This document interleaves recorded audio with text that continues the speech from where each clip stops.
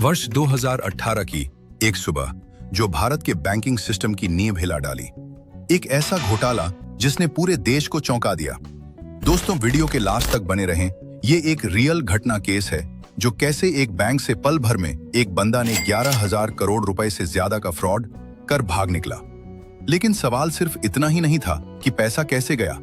सवाल यह था कि इतना बड़ा घोटाला कैसे हुआ और सालों तक छुपा कैसे रहा। चलिए मुद्दे पे आते हैं।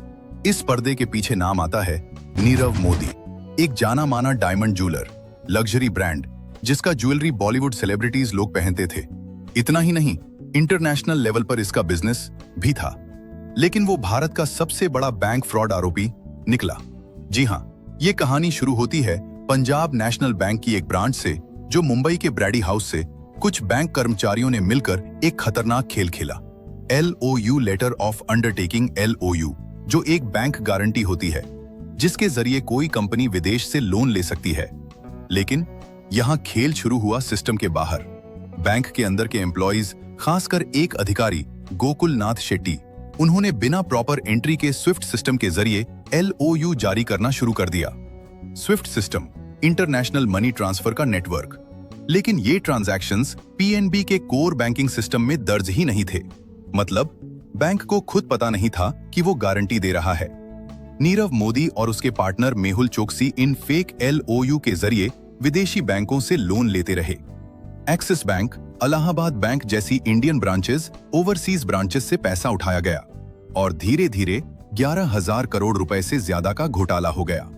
फिर वर्ष 2018 में जब नीरव मोदी की कंपनी ने फिर से LOU की रिक्वेस्ट की, तब नए बैंक ऑफिसर ने कहा, पहले पुराना पेमेंट क्लियर करो। लेकिन कंपनी बोली, हम तो सालों से ये कर रहे हैं। तब यहीं से शक शुरू हुआ और इन्वेस्टिगेशन शुरू हुई और सच सामने आ गया। देश में हड़कंप मच गया जैसे ही खबर बाहर आई। पूरा देश हिल गया, जिसके कारण स्टॉक मार्केट पर असर, बैंकिंग सेक्टर की क्रेडिबिलिटी पर सवाल, सरकार और RBI पर प्रेशर। फिर CBI और ED ने जांच शुरू की और नीरव मोदी फरार।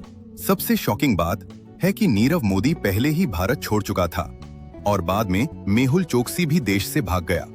लेकिन नीरव मोदी लंदन में पकड़ा गया और मेहुल चोकसी एंटीगा में सिटीजनशिप लेकर छुपा।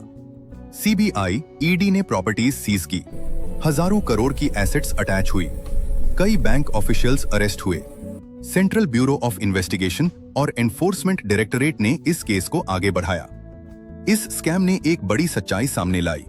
बैंकिंग सिस्टम में लूप होल्स, इंटरनल कंट्रोल की कमी, ऑडिट सिस्टम की फेलियर। दोस्तों, सबसे बड़ा सवाल है, अगर सिस्टम सही होता तो क्या यह स्कैम पॉसिबल था? दोस्तों, इस तरह के जुड़े तमाम खबर और स्कैम से रिलेटेड रियल स्टोरी जानने के लिए इस चैनल को जरूर सब्सक्राइब करें।